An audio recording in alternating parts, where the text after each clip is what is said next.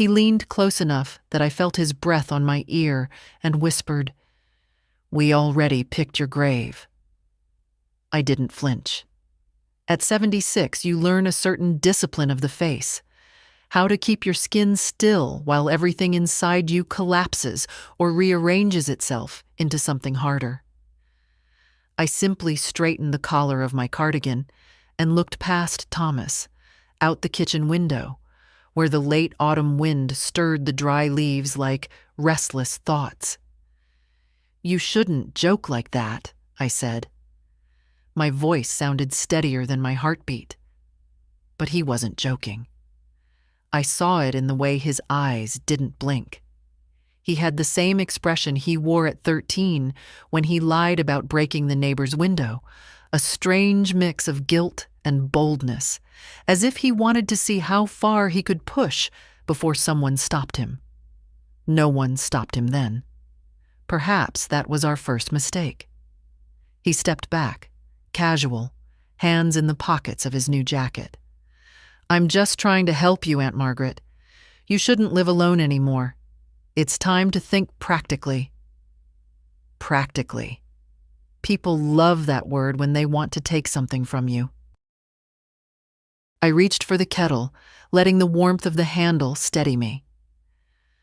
"I've lived here for 43 years, I said. "Your uncle and I built this house with our bare hands." He smiled. "And times change."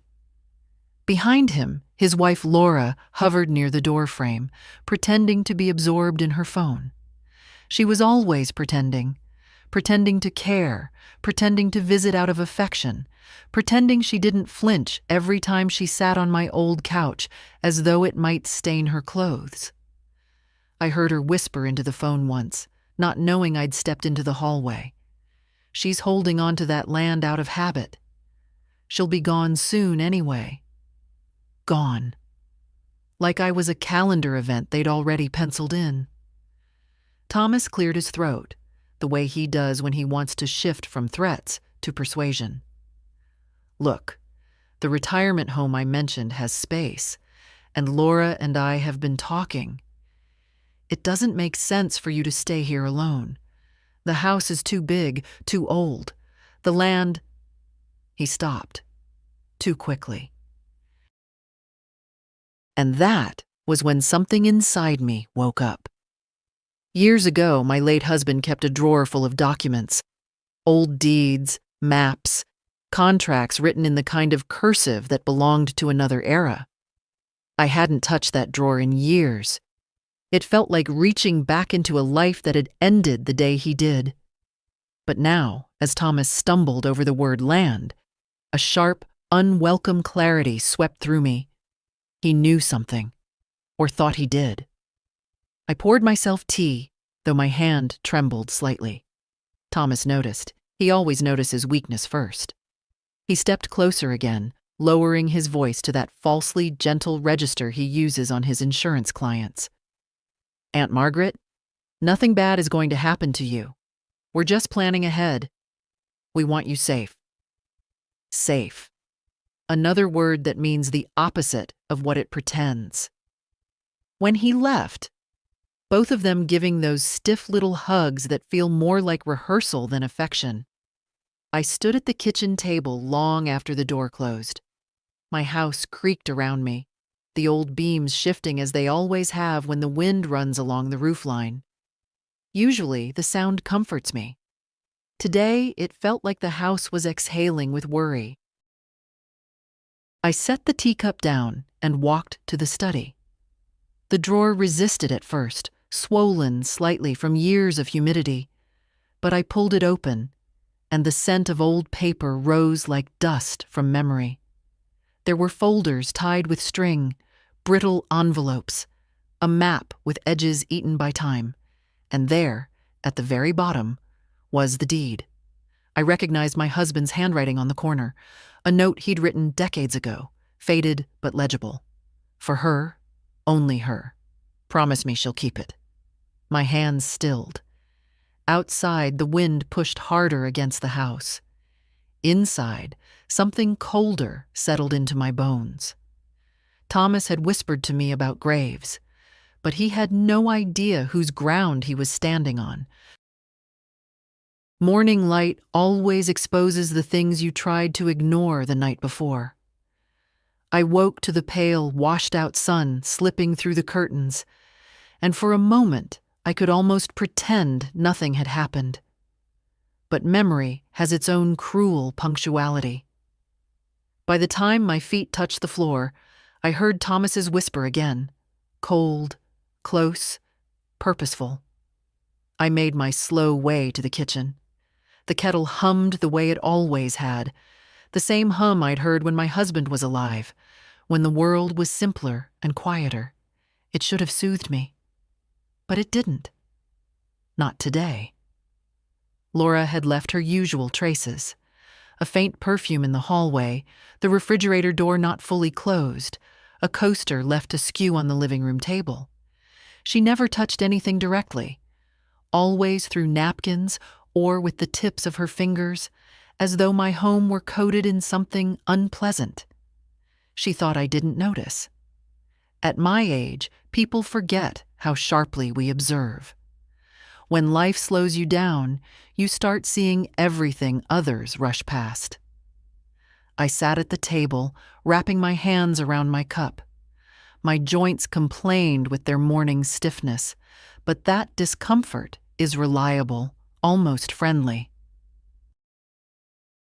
Not like the new discomfort Thomas had brought into my house yesterday.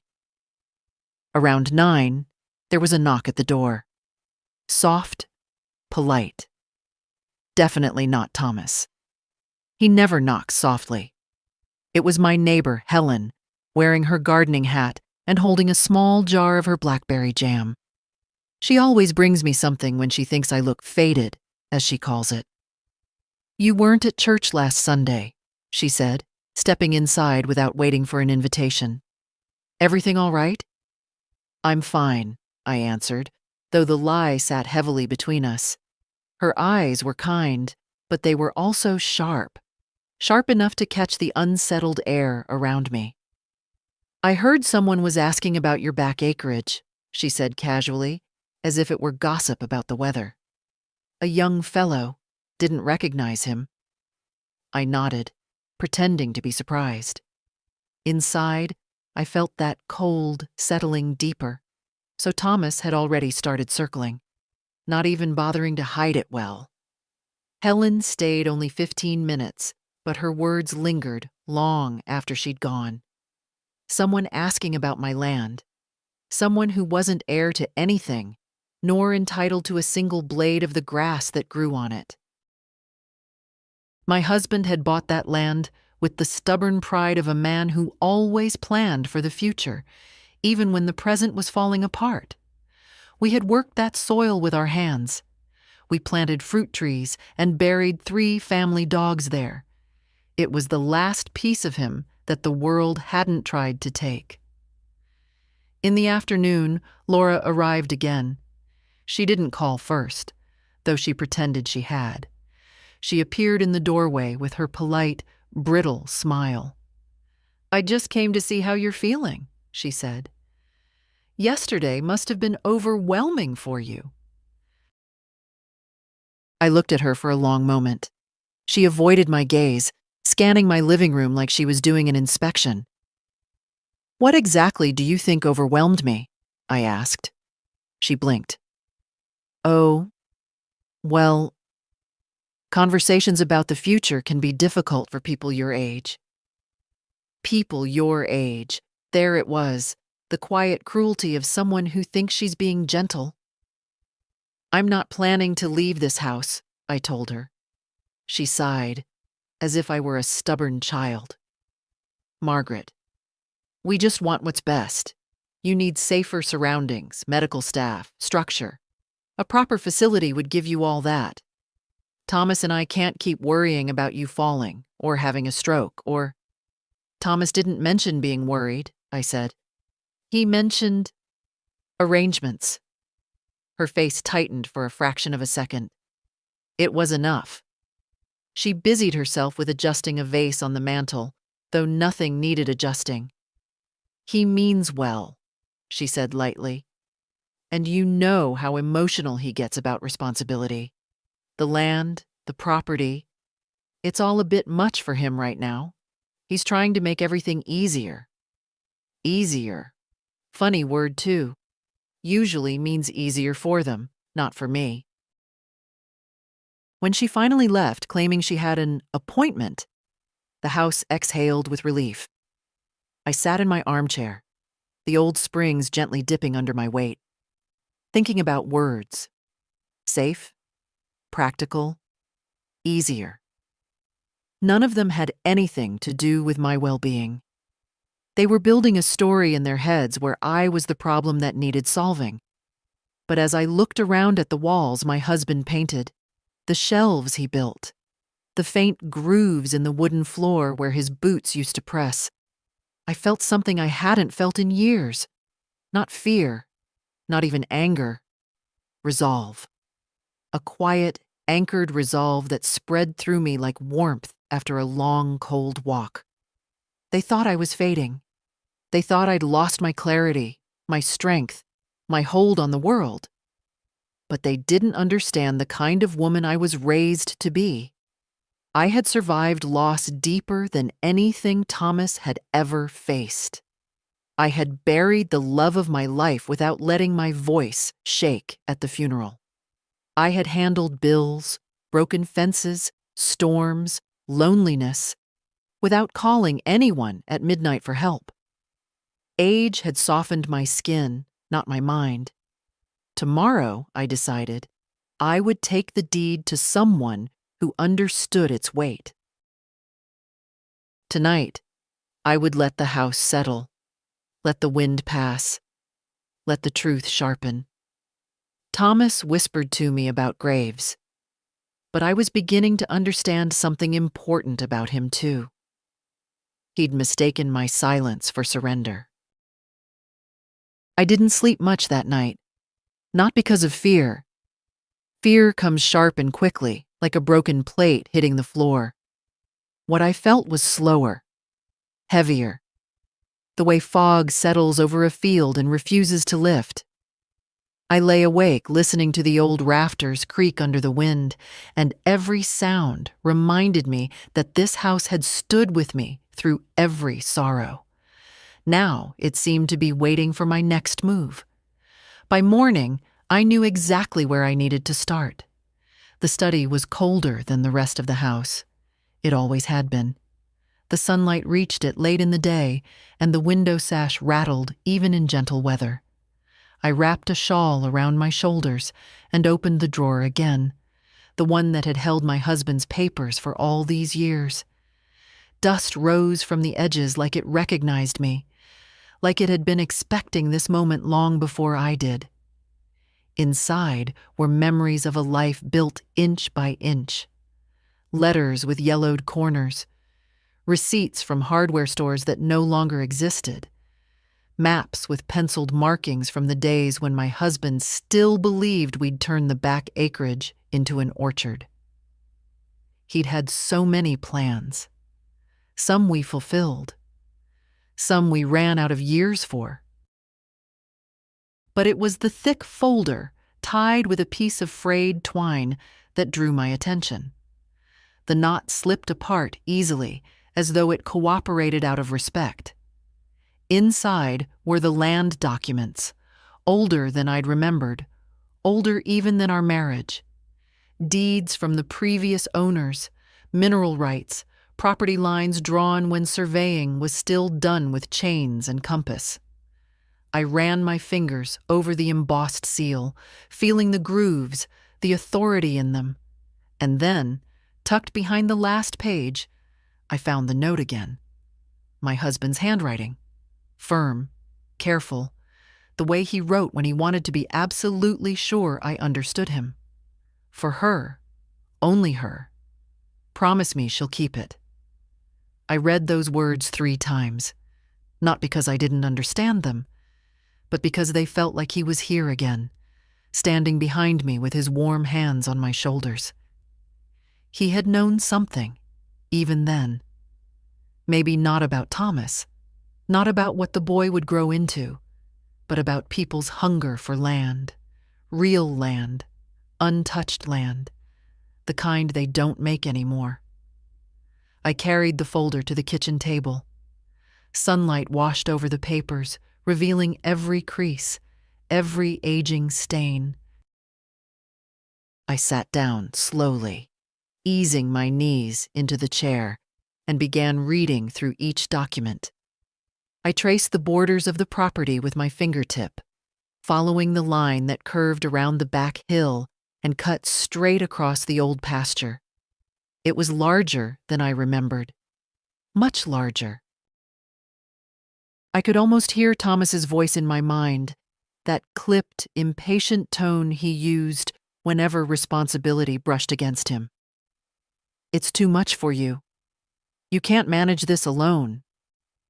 But he didn't understand that I wasn't managing it. I was simply living on it. Living isn't the same as managing. Living doesn't require permission. Around noon, I made myself a sandwich and sat by the window. The blackberry bushes along the fence shivered in the wind. When I looked closer, I noticed tire tracks in the dirt. Not from Helen, not from the mail truck. Another car had been here sometime in the last day. The imprints were clean, fresh, wide tires. Not Laura's sedan. So he'd already brought someone. Maybe a surveyor, maybe a developer, maybe both. The thought settled like a cold coin behind my ribs. I went back to the table, pulled the oldest deed toward me, and read the fine print. It took a while. My eyes aren't what they used to be, and the cursive was nearly ornamental. But the meaning was unmistakable.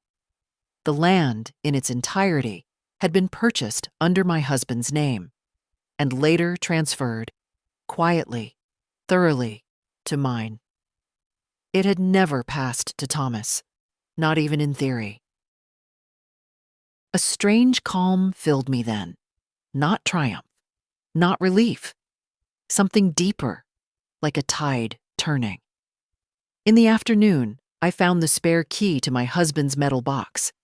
It had rusted around the edges, but it still opened with a familiar groan. Inside lay his old pocket knife, a photograph of us from our first year in the house, and a small envelope sealed with wax. I remembered the envelope vaguely, something he'd meant to discuss, something that had never come up again. I broke the wax. Inside was a folded letter, his handwriting again. "If anything ever threatens this land, go to Harris. He'll know what to do." I leaned back in my chair, staring at the name. Harris. That would be William Harris, the attorney who lived 2 towns over. A man my husband trusted with matters too serious to mention aloud.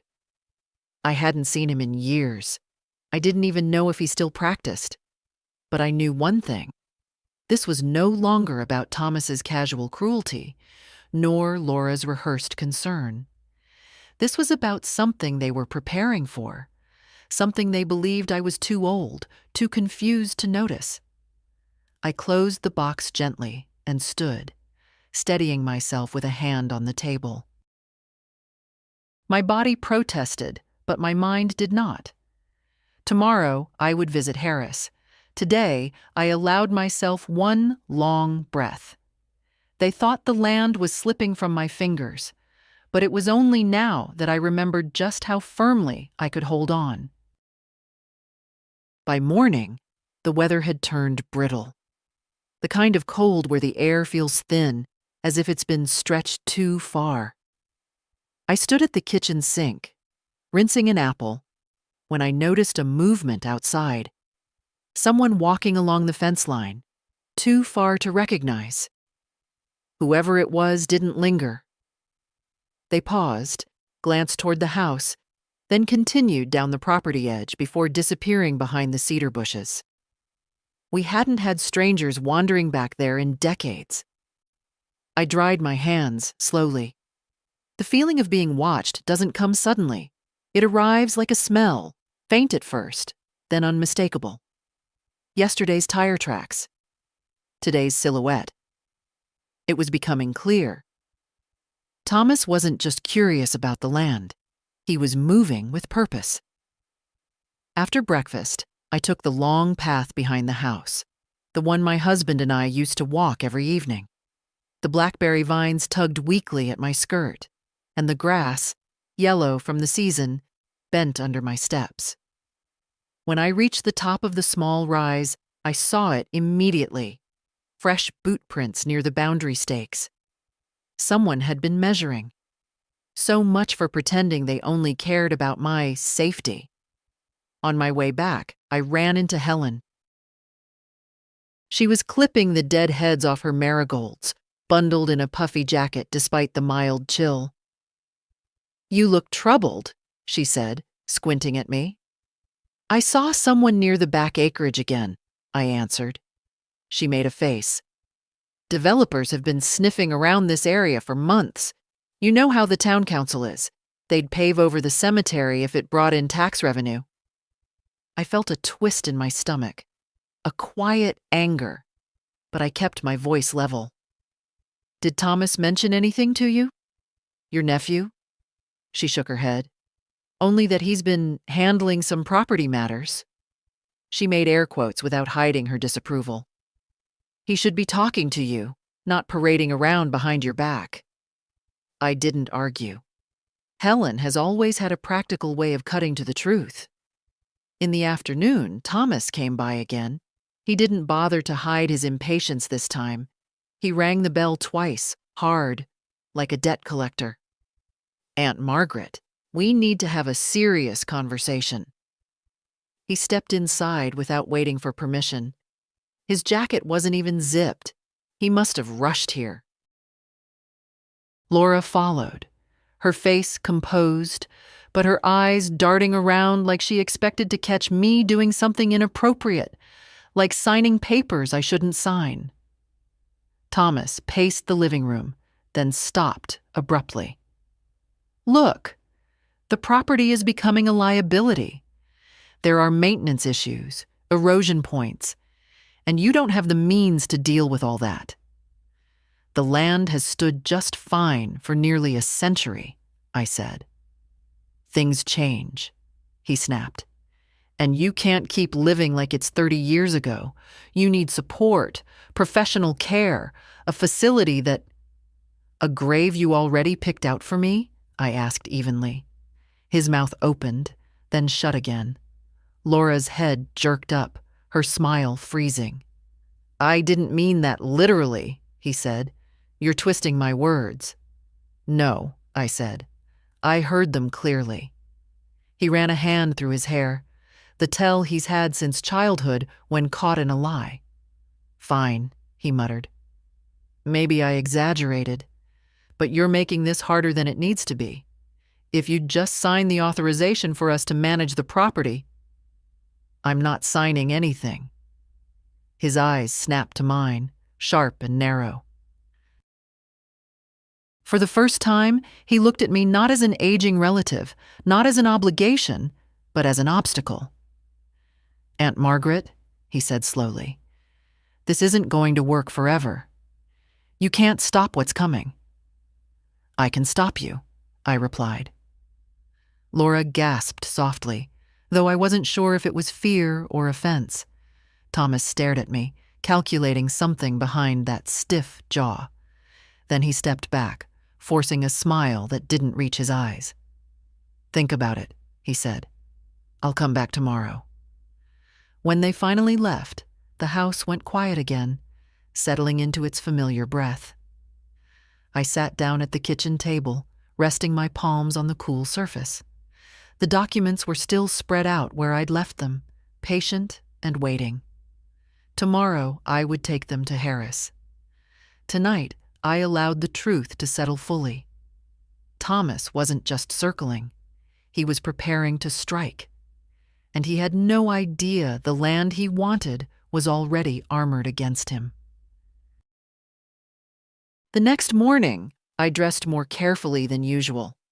Not because I expected anyone to notice, no one looks closely at a woman my age, but because it steadied me.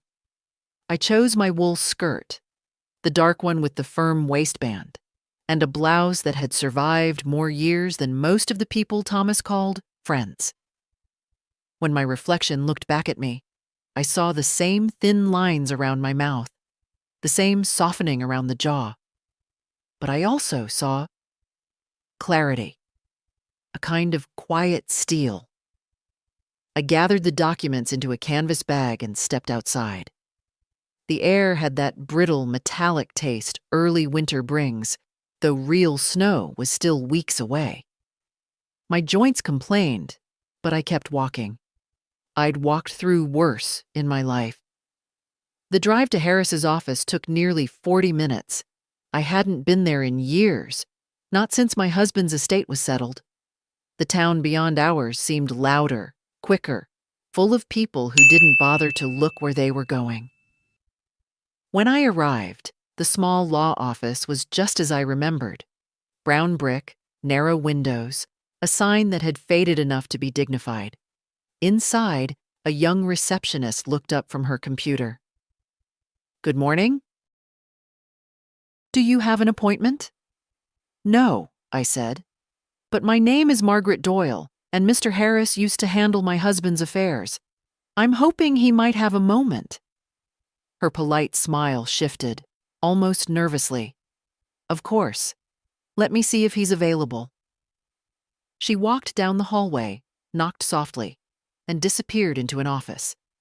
When she returned, she motioned me forward. "He'll see you."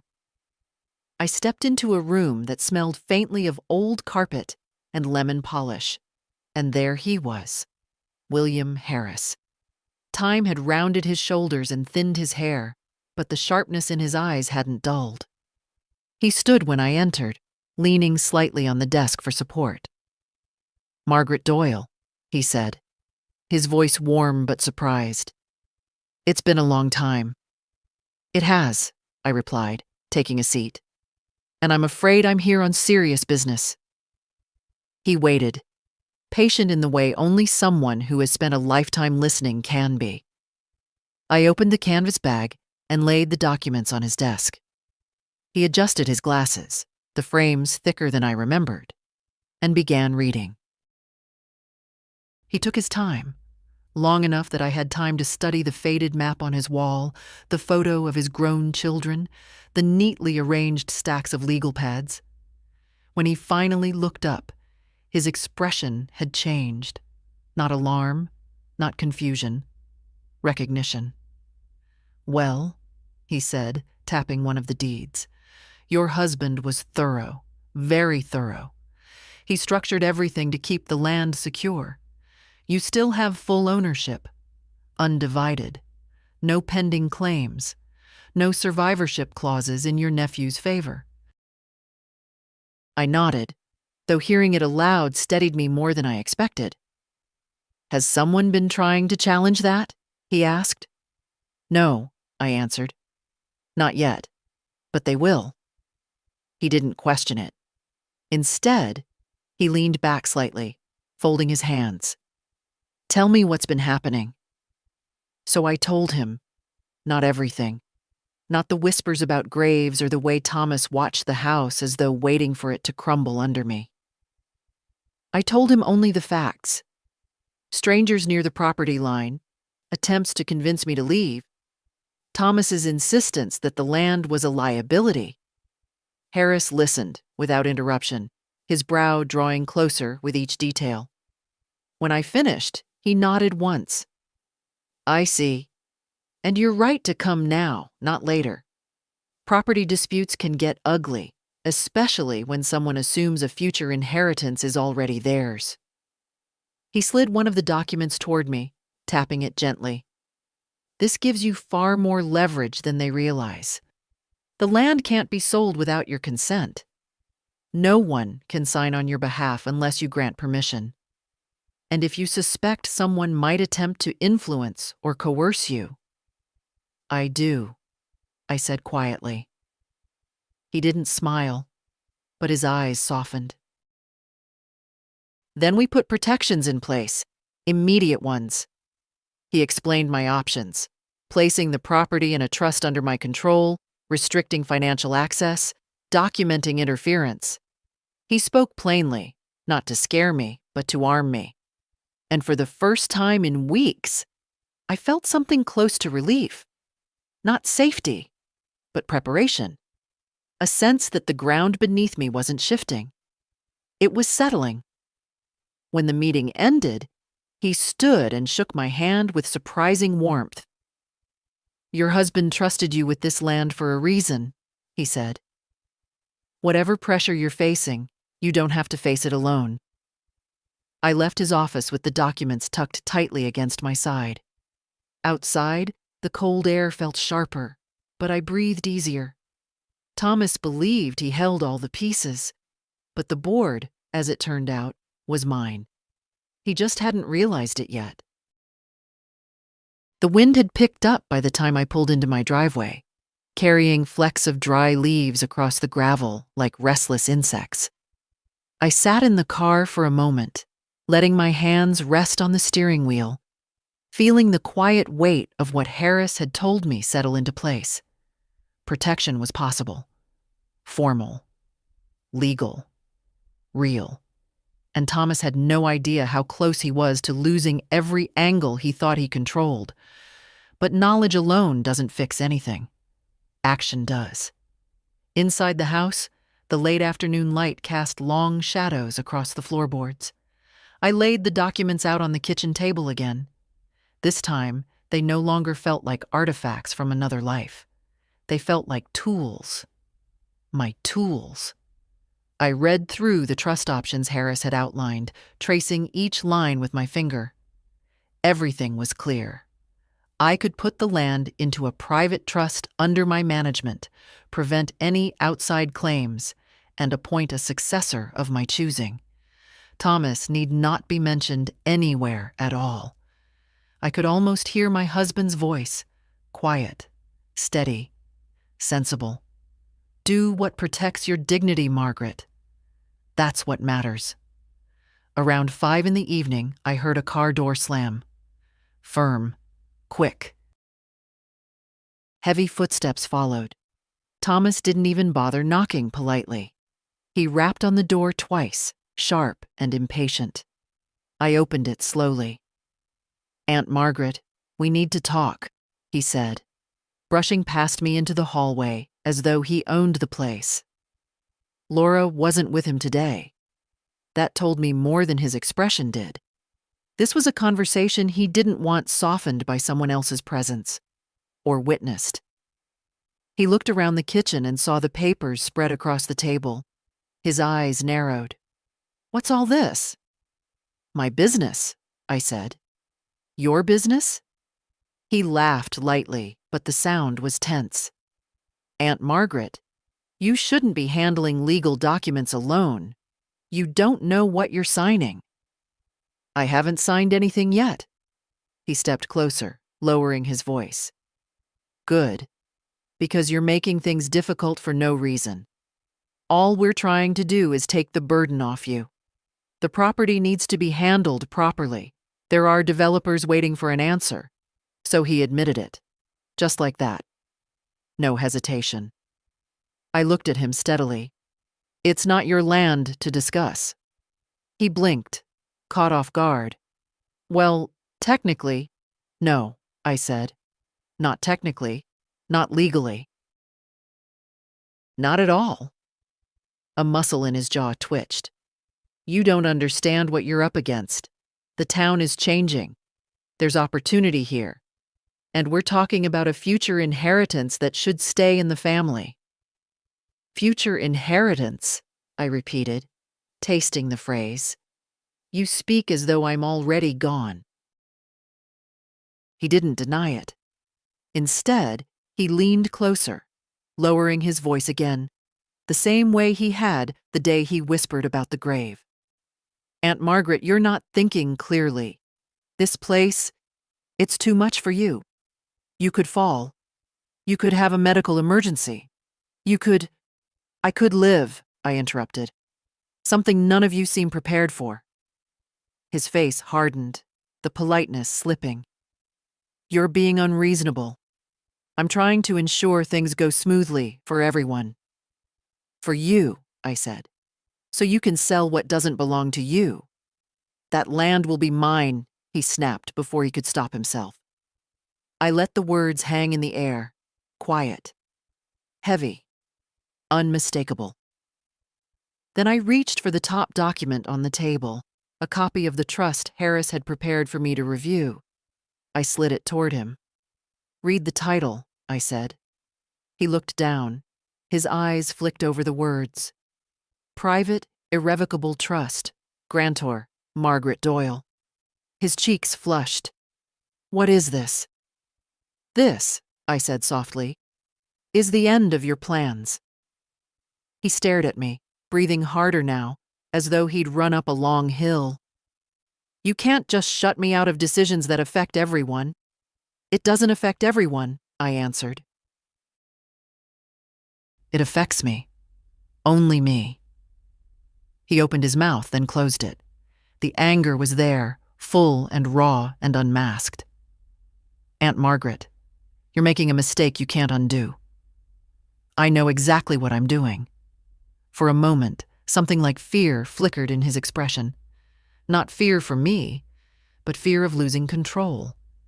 Fear of losing the prize he had prematurely claimed as his. He straightened his jacket. I'll be back tomorrow, he muttered. We aren't finished. Yes, I said. We are. He hesitated in the doorway, as if waiting for me to soften, to apologize, to give him another opening. But I simply looked at him, steady as the land itself. He finally left. When the sound of his car faded, the house grew still again. I gathered the documents, stacked them neatly, and placed them in the drawer by the window.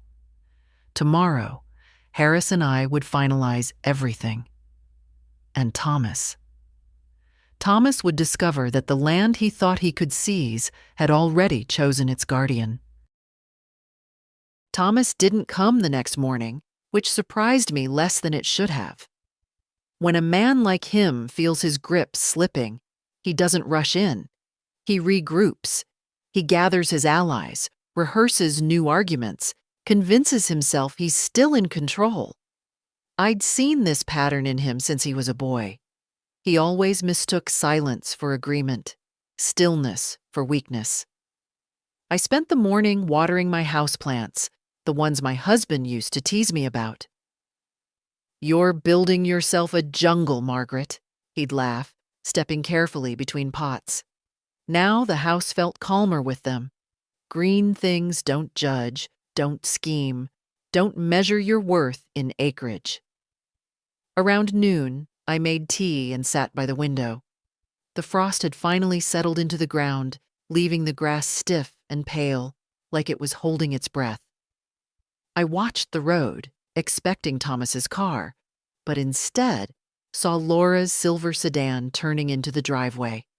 She stepped out carefully, smoothing her coat as though preparing for a performance.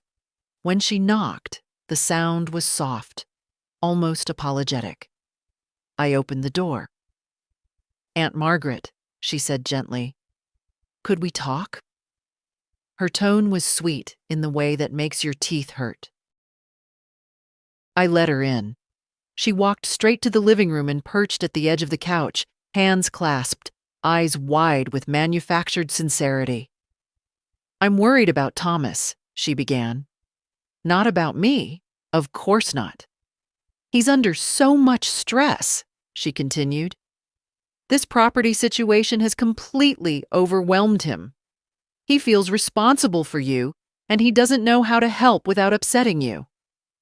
I sat opposite her, folding my hands in my lap. I didn't ask him to feel responsible. Well, she said lightly, sometimes people take on burdens out of love. Love. Such a convenient word. She leaned closer. He told me you're considering legal steps. I'm sure you're just exploring options, but it would devastate him if you made decisions that exclude him. I met her eyes. Decisions about my own land? Her smile faltered for a fraction of a second. We're one family, Margaret. We should be making choices together. Yet somehow the choices were being made without me. Laura inhaled slowly, smoothing an imaginary wrinkle on her skirt. Thomas only wanted what's best. He's worried about your health. The house is too big for you. And when people your age live alone— My age, I echoed calmly. She blinked, realizing too late how condescending she'd sounded. I didn't mean that in a negative way. You rarely do, I said.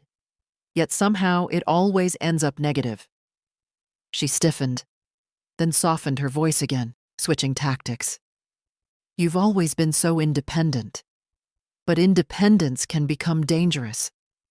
We don't want anything tragic to happen. Imagine if you fell and no one found you for days. I looked at her steadily. You and Thomas seem to spend a lot of time imagining me gone. She opened her mouth, closed it, regrouped. There it was again, that recalculation behind her eyes. Look, she said finally, we know you saw someone near the back acreage. Developers come and go. You shouldn't assume the worst. I didn't assume, I said quietly. I recognized the boot prints. Her face stilled, just for a moment. Then she smiled again, brittle and thin. All we want is harmony in the family. If you'd just signed temporary management rights— No, I said. She swallowed. Margaret, we're only asking because we care. You care about securing the land, I corrected her. That's very different. Her hands twisted in her lap. Thomas is afraid you're preparing something behind his back. I am, I said simply. She looked stunned. People like Laura expect resistance but not honesty. I stood slowly, my knees aching as I straightened. Laura, I know what you and Thomas have discussed. I know what you think I should do with my life, my home, my property. But you forget something important. I've lived alone for more years than you and Thomas have been married. I managed this land when your husband was still too young to tie his shoes without help. She rose too, cheeks flushed.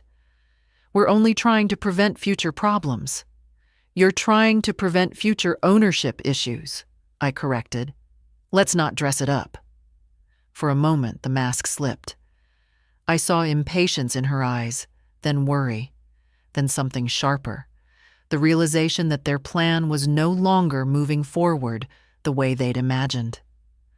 I'll tell Thomas you're still considering things, she said at last. I'm not considering anything, I replied. I'm deciding. She pressed her lips together and left without another word. When her car pulled away, the house grew quiet again. But the quiet felt different now, less heavy, more purposeful. I walked back to the kitchen, touched the folder on the table, and felt that calm resolve return. They were tightening their net, but they didn't realize I'd already stepped out of it. The next day, I woke with a strange steadiness, as if my body had already decided what my mind was still sorting through. The sky was overcast, the kind of dull gray that makes everything look flattened and distant. It suited my mood. I moved through the morning slowly. Tea, toast, a check on the plants, before finally making the call I'd been rehearsing in my head since dawn. The land assessor arrived just after noon. He was a tall, thin man in his 50s, with a calm, methodical way of speaking. He reminded me of the surveyors my husband used to hire, men who measured land as though it were a living thing, not a commodity. When I led him to the back acreage, he didn't rush. He walked the boundary markers, took pictures, knelt in the dirt to check soil density, brushed moss from an old stone post with the back of his glove. I stood nearby, leaning lightly on my cane, watching him navigate the terrain I'd known for decades. The wind was sharp, carrying the faint scent of pine needles and distant smoke. He paused several times, jotting notes in a small notebook. After nearly an hour, he straightened and looked at me with the sober politeness of someone about to deliver significant news. "Mrs. Doyle," he said, "this is valuable land, more than most people realize."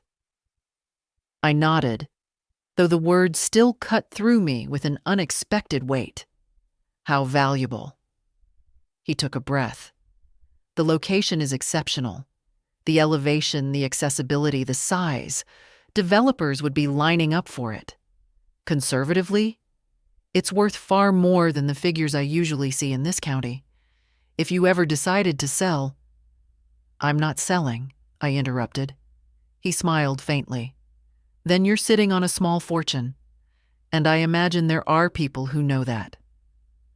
There was no accusation in his tone, just an acknowledgement of what he'd seen often enough in his line of work. Families who turned on each other the moment soil turned into money. He handed me a printed summary. Neat columns, clean numbers, a valuation that made my breath catch for a moment. I thanked him, and he left with the same quiet professionalism with which he'd arrived. Inside the house, I set the papers on the table and stared at them. I thought about Thomas's urgency, his calculated gentleness, the grave he'd already picked, as though preparing the ground, my ground, for the future he imagined. I thought about Laura's trembling smile, about the stranger near the fence, about Harris's calm voice explaining my rights. Piece by piece, the picture sharpened. It wasn't just greed. It was expectation, a belief that I was approaching the end and that everything I owned should start leaning in their direction.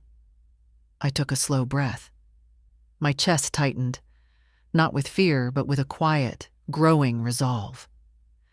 They had decided the land was theirs long before asking whether I intended to leave it. I gathered the assessor's report and placed it with the trust documents, a neat stack. Solid, unmistakable. In the silence of the house, with the cold wind moving past the windows, one truth settled fully. The land they wanted wasn't slipping away from them. It had never been theirs to claim in the first place. That night, I didn't bother turning on the television. Noise felt unnecessary.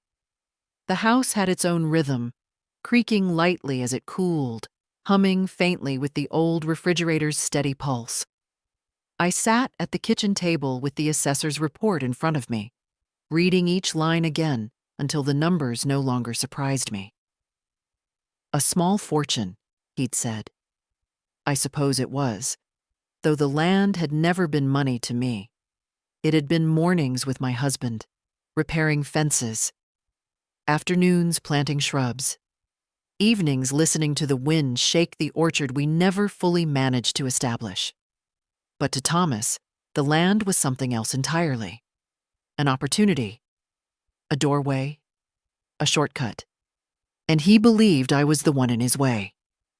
The documents Harris had prepared lay beside the report. Trust papers, restriction forms, authorization revocations. Each one a quiet shield. I smoothed the edges with my fingers. There was no hesitation left in me. Not after what I'd seen, not after the way Thomas had looked at me when he realized the land wasn't already his. I made the first call just after 8 in the morning. The bank manager recognized my name immediately. "Yes, Mrs. Doyle." "We can absolutely suspend all linked payments and freeze external access." Her tone shifted gently. "Would you like those changes to apply today?" "Yes," I said. "Today." She confirmed it twice, as required. When I hung up, I felt an unexpected lightness in my chest. Not joy. No, joy is too bright a word. It was something quieter. A loosening of a knot I hadn't realized I'd carried for years. I had paid Thomas's bills more times than I could count. Helped him through temporary financial troubles. Covered debts he never explained. Half of those things he barely thanked me for. I'd done it because he was family, because I thought kindness was always the right answer. But kindness without boundaries is just slow decay, and I was done with decay. My next call was to Harris. He picked up on the second ring. "Mrs. Doyle," he said, "I was expecting your call." We set up an appointment for the following morning to finalize the trust. His voice was calm, steady, the way a doctor sounds when he knows the treatment will work, even if the patient is nervous. I wasn't nervous, though. Not anymore. After that, I drafted a single statement, revoking every permission Thomas had ever been granted: power of attorney, property management, financial access. All of it. I printed the forms and signed them at my dining table, my hand steady, the pen warm from the heat of my fingers. By noon, everything was in motion. The house felt different afterward, somehow taller. The silence no longer carried fear. It carried certainty. I made myself tea and sat by the window, watching a squirrel dart along the fence. Life continued in small, practical ways, utterly unconcerned with human schemes. I was still sitting there when my phone vibrated. A message from Thomas. "Why is my auto payment declined? Call me. Now." Another vibration. Laura's car insurance bounced too. "What's going on?" A third. "We need to talk today. Don't make this difficult." I set the phone face down on the table. Difficult. He'd used that word often. Difficult when I asked questions. Difficult when I refused to sign documents. Difficult when I insisted on living my own life. I took a sip of tea, breathing in the steam. For the first time in years, I tasted the flavor fully. Black tea with hints of bergamot, the way I'd always liked it. Not rushed, not lukewarm, not swallowed between appeasements. Outside, a gust of wind rattled the bare branches, scattering a few stubborn leaves across the yard. The world was shifting, quietly, steadily. And this time, I was the one turning the wheel. Thomas arrived before sunset, his car rolling up the driveway too quickly, gravel spitting under the tires. I watched from the kitchen window as he slammed the door and marched toward the house, shoulders tight, steps sharp. He didn't knock this time. He pounded hard enough to rattle the frame. I opened the door slowly. "Thomas." "Aunt Margaret, what did you do?" His voice cracked, not with grief or fear, but with offended entitlement. "The bank said you froze all linked accounts." "Why? Why would you do something like that without talking to me first?" "I did talk to you," I said quietly. "You just didn't listen." He brushed past me, storming into the living room, where the lamplight cast a soft glow over the old wallpaper. It made him look out of place, like a guest who'd overstayed his welcome by several years. "You're making reckless decisions," he snapped. "You could jeopardize everything. The finances, the property negotiations." "There were negotiations?" I asked. He stopped, just for a heartbeat. "I was exploring options." "Options for you," I said. "Not for me." He pressed his palms to the back of a chair, gripping it hard. "I'm trying to secure our future." "You won't be here forever. Someone has to handle these things." There it was. The quiet cruelty again, this time blunt. Not even dressed up for politeness. I walked to the kitchen table and sat, letting my body settle into the chair with slow, deliberate calm. "Sit down, Thomas." He didn't. But he stopped pacing, and that was enough. "I've spoken with a lawyer," I said. His eyebrows shot up. "Why would you do that?" "You made it necessary." "I am your family," he said, louder now, voice trembling with frustration. "You're supposed to trust me. I trusted you for years, with money, with errands, with access, and every time you took a little more. My tone stayed measured, not unkind. Trust isn't a blank check. He raked a hand through his hair. This is ridiculous. You're letting these ideas get into your head, developers, schemers, conspiracies. You told me, I interrupted, that you'd already picked my grave. He froze. There are moments in life when the truth finally lands, when someone hears their own words reflected back and realizes how ugly they sound. Thomas's face went pale, then flushed red. I didn't mean, he began. You did, I said. He tried to speak again but couldn't form the words. The silence between us stretched, heavy and brittle. When he finally managed something, it came out small, almost boyish. I was just trying to prepare in case something happened to you. Something? I asked gently. Like what? He didn't answer. I could almost forgive him in that moment. Not for the greed, not for the lies, but for the simple truth that he'd always been terrified of responsibility. He wanted the reward without the burden, the land without the care, the inheritance without the waiting. I'm not dying yet, I said. And even if I were, I'm still the one who decides what happens with my home. He swallowed hard, blinking rapidly. So that's it?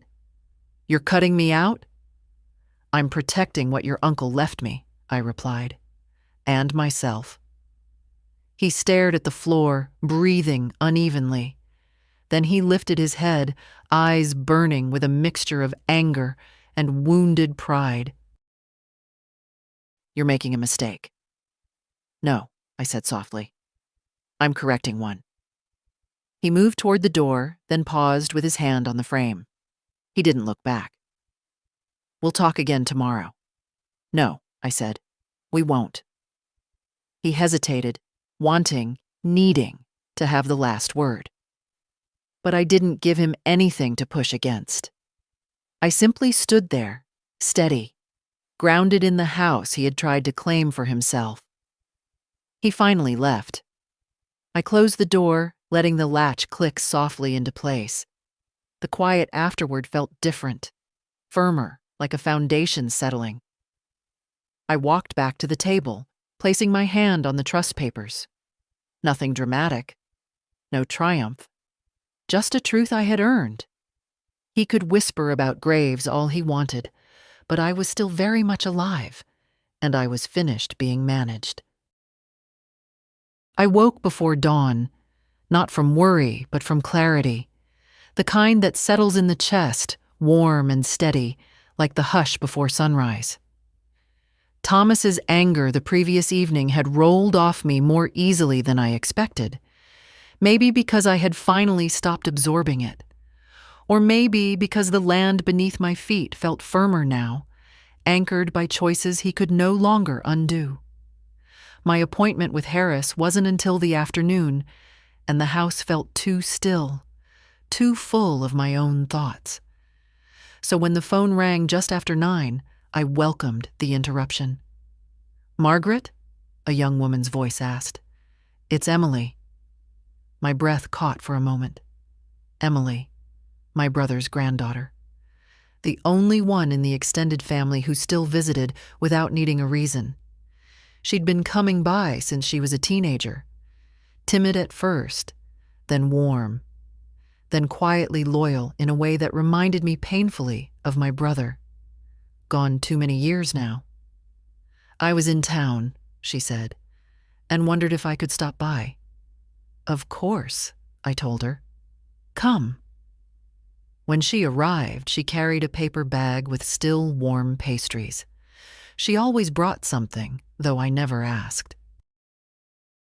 She stepped into the kitchen and hugged me gently, with that careful respect younger people sometimes forget to offer. You look tired, she said, studying my face. I'm thinking a lot, I admitted. Not tired, just sifting. She smiled faintly. You always sift better than most people sort. We sat at the table, and I watched her eat one of the pastries the way young people do, quickly, unself-consciously, full of life. Then she grew serious. "Mom said Thomas has been asking questions about your property," she said. "Aggressive questions." I raised an eyebrow. "Your mother talks to you about that?" "She worries," Emily said. "She doesn't trust him, never has." That surprised me more than I let show.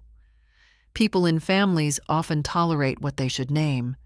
To hear she saw Thomas clearly was grounding. I poured us tea. She waited until I sat down again. "Is everything all right?" she asked. I looked at her for a while. Her eyes were her grandfather's, steady, earnest, anchored in something good. And for the first time since this began, I felt a different kind of ache. Not fear, not anger. Something closer to recognition. This was who should inherit the land one day. Someone who understood its worth without turning it into a price. "Thomas wants the property," I said simply. Her jaw tightened. "I know. He talked to a developer last month. He thinks no one heard." She hesitated. "He's not planning for your future. He's planning for your absence." The room went still. Emily reached across the table, her hand warm over mine. "You don't have to let him push you." "I'm not," I said. "Not anymore." The relief in her face was quiet, but unmistakable. She didn't ask for details. She didn't need to. She trusted me enough to wait. We spoke for nearly an hour after that. Not about Thomas, not about the land, about everyday things.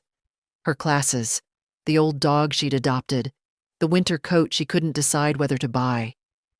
Ordinary, human things that made the world feel sane again. When she finally stood to leave, she squeezed my hand once more. "If you ever need help," she said softly, "call me. I mean it." After she left, the house felt full again, not with noise, but with purpose. Her presence lingered like warmth in the walls.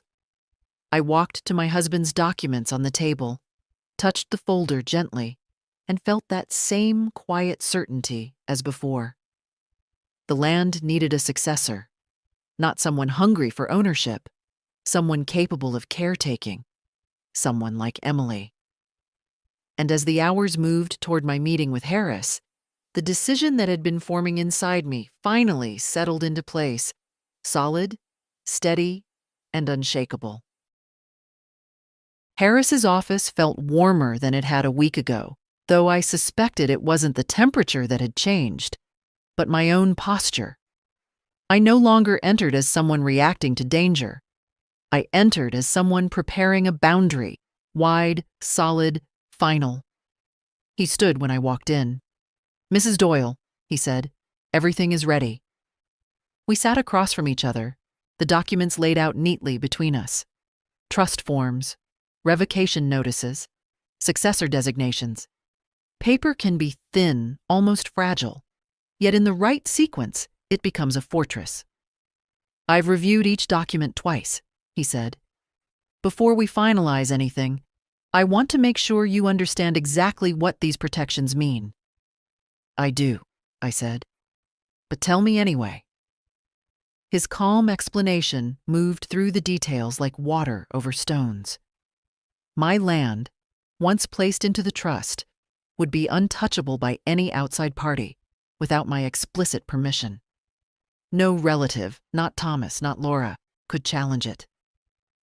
The trust could continue seamlessly after my life, managed by a successor I chose.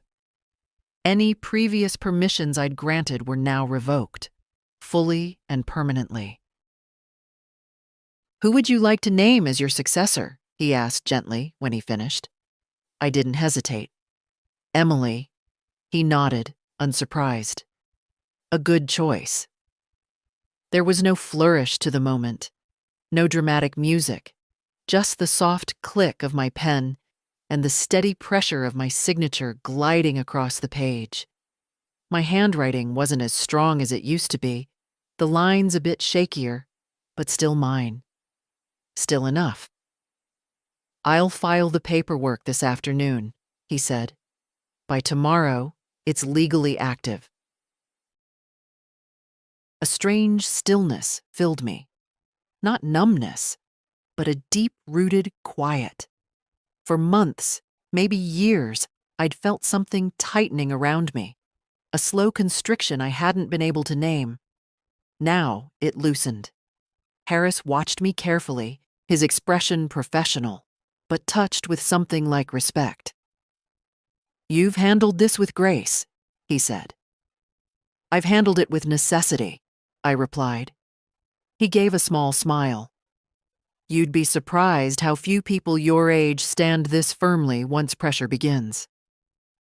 "I've had a lifetime of practice," I said. On my way out, he held the door for me. "Margaret," he added quietly, "if Thomas becomes confrontational, do not engage with him alone.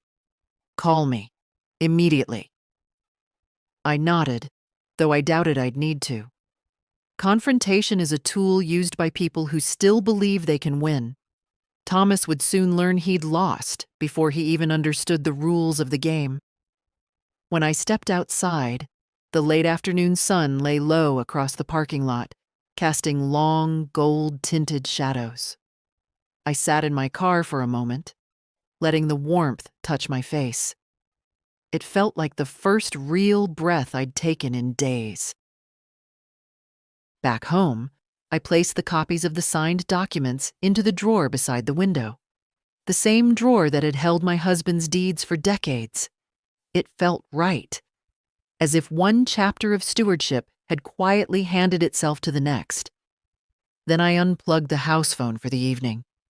Thomas had already called 3 times during my meeting with Harris, and I didn't care to hear his voice tonight. Not his panic, not his indignation. There was nothing left to negotiate. As the house settled into its evening creaks, I made myself a cup of tea and stood by the kitchen window. Outside, the field stretched wide and calm under the dimming sky. My land, my husband's land, the one piece of life they couldn't rewrite. Tomorrow, Thomas might come barreling in with anger sharpened by fear. But tonight, I rested in something stronger than anger. I rested in ownership, quiet, rightful, unshakable. I didn't need anyone to tell me Thomas would make his move quickly. Desperation has a rhythm. You can almost hear it if you've lived long enough. By mid-morning, I noticed the quiet shift outside. A car slowing near the driveway, then another pulling up behind it. Not neighbors, not delivery drivers. These were vehicles with shine on them. New, polished, impatient. Investors. I watched from the window, standing slightly behind the curtain. 3 men stepped out first, coats too thin for the cold, shoes that had never touched real dirt before. They spoke with the quick, confident gestures of people accustomed to being agreed with. Then Thomas emerged from his own car, smoothing his jacket, face arranged into that rehearsed professional smile he'd practiced in mirrors since he was young. He didn't knock on my door. He didn't even glance toward the house. He led them straight down the side path toward the back acreage. The message was clear. In his mind, the land was already his. I put on my coat, buttoning it slowly, letting the minutes arrange themselves around me. My joints protested, but I moved with a calm I'd earned. There was no rush, no reason to hurry. Truth does not require speed to make itself understood. Outside, the ground was firm under my shoes, frost still clinging to the edges of the grass. I walked the familiar path behind the house, letting the cold air fill my lungs. By the time I reached the rise overlooking the acreage, Thomas and his visitors were already gathered near the old boundary stakes. He was pointing at the land with sweeping gestures, his voice loud enough to hear in pieces. excellent elevation, minimal grading required, development potential. One of the investors interrupted him, gesturing toward the farmhouse. And the current owner? Thomas hesitated only half a beat. She'll be moving soon. We're handling the transition. I stepped forward then, letting the sound of my footsteps on the frosted grass announce me. Slowly, steadily, without drama. Thomas turned. His face emptied of color. "Aunt Margaret," he said too quickly, "you shouldn't be out here. It's cold, and—" "I live here," I said. "I walk this land when I choose." The investors straightened politely, unsure of what conversation they had stepped into. One of them removed his gloves and nodded. "Mrs. Doyle, a pleasure. We were just reviewing the property with your nephew."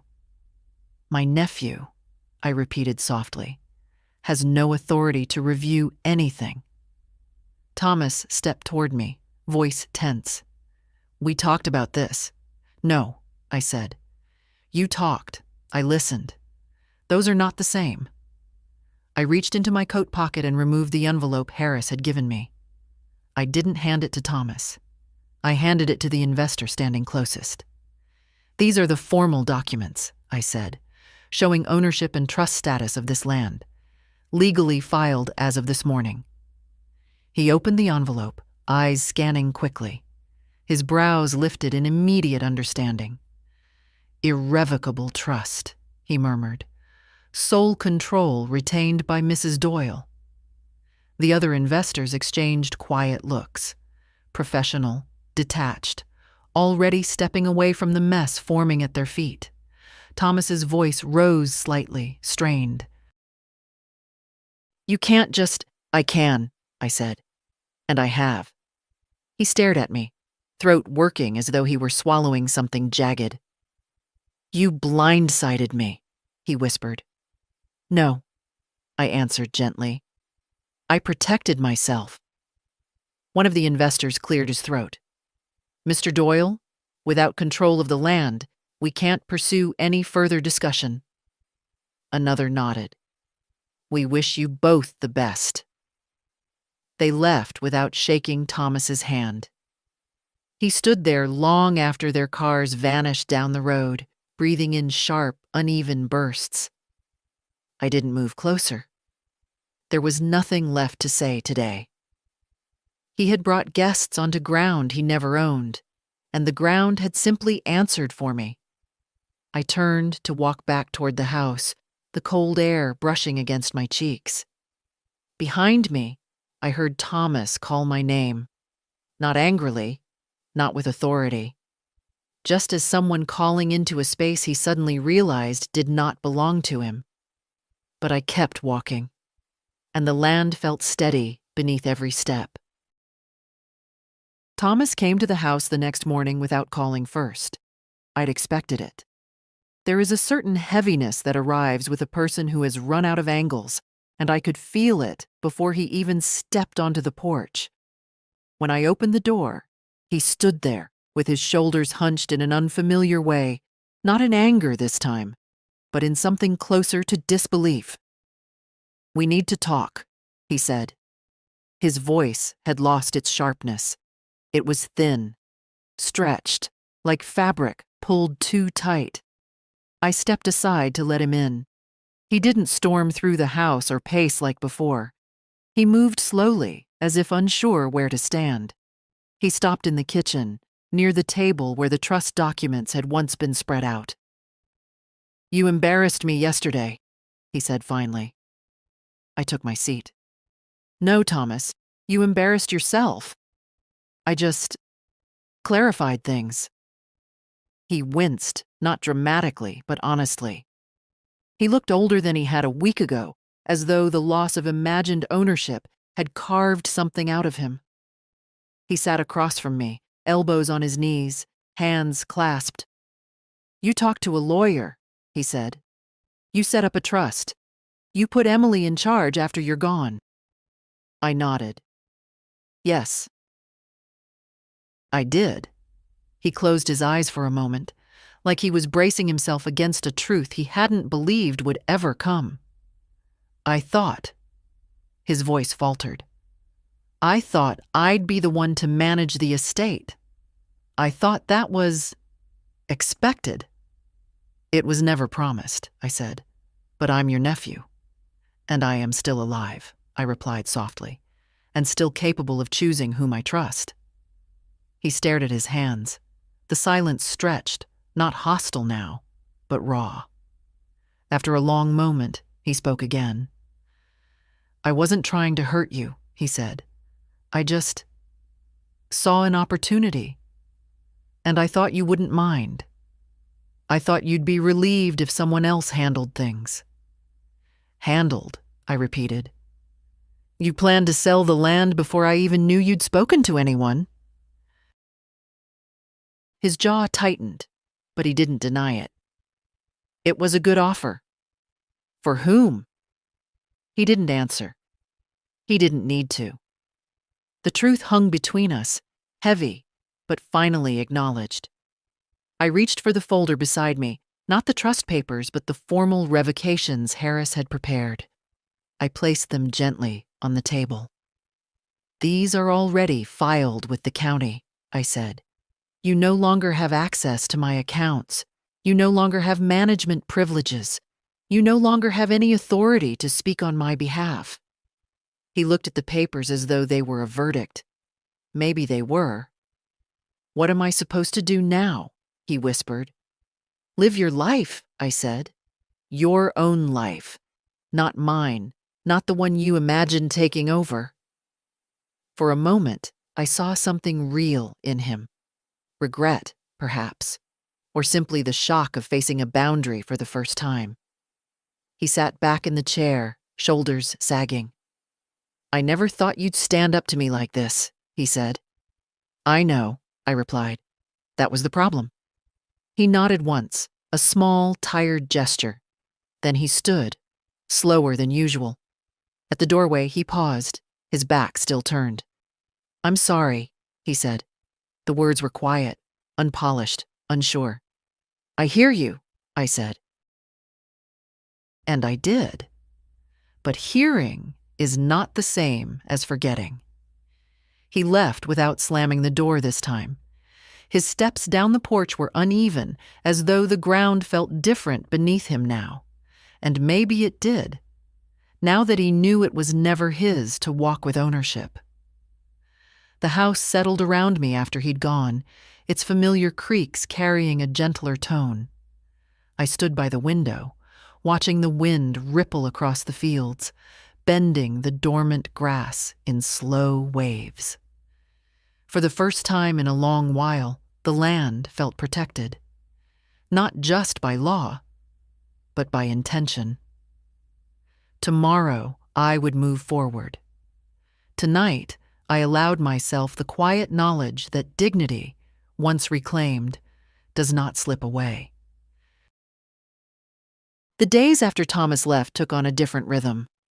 Not quieter, my house had always been quiet, but clearer, as though something had finally settled into alignment.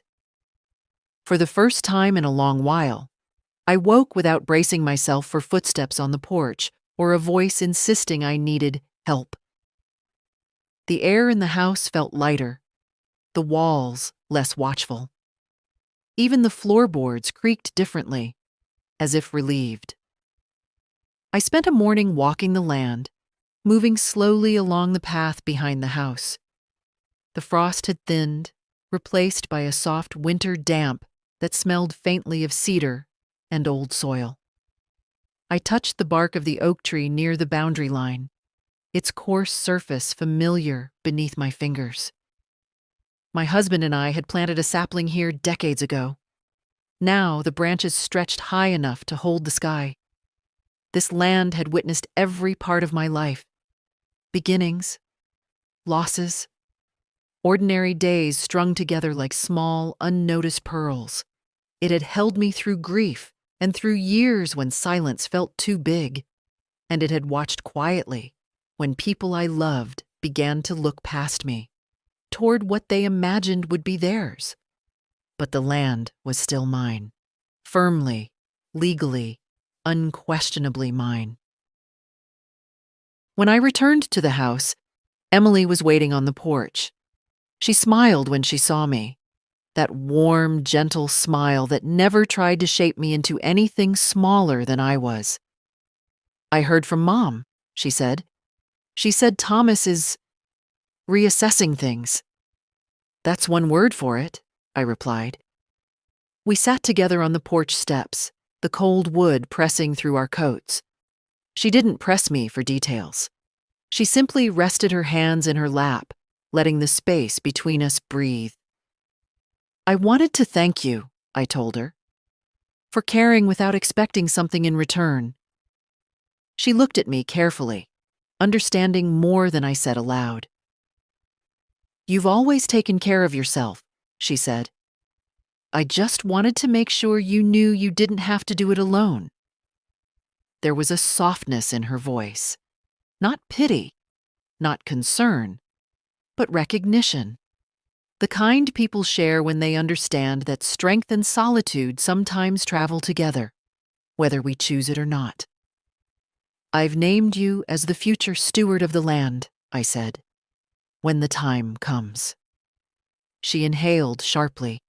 "Margaret, you didn't have to, I know," I interrupted gently, "but I wanted to. You see the land the way it should be seen. As something to tend, not to take." She blinked back the emotion in her eyes and nodded once, a quiet, solemn promise. After she left, I made myself tea and carried it to the living room. I sat in my husband's old armchair, the cushions still dipping in that familiar way. Through the window the fields stretched outward, pale gold under the winter sun. I realized then that dignity doesn't arrive with noise. It returns in stillness, when you choose yourself without explanation, when you reclaim what was always yours, when you understand that age is not an erasure, but a vantage point. Thomas would survive his disappointment. He would learn, perhaps for the first time, that entitlement is not inheritance, and maybe in time he would see the truth of it without bitterness. As for me, I felt no triumph, no lingering anger, only steadiness, only breath, only the simple, grounded knowledge that I had protected the life I'd built. And if someone like me, quiet, aging, underestimated, could do that, then perhaps someone reading these words can too. If this story touched something in you, share it, so another woman who's been pushed aside might find her way back to her own voice.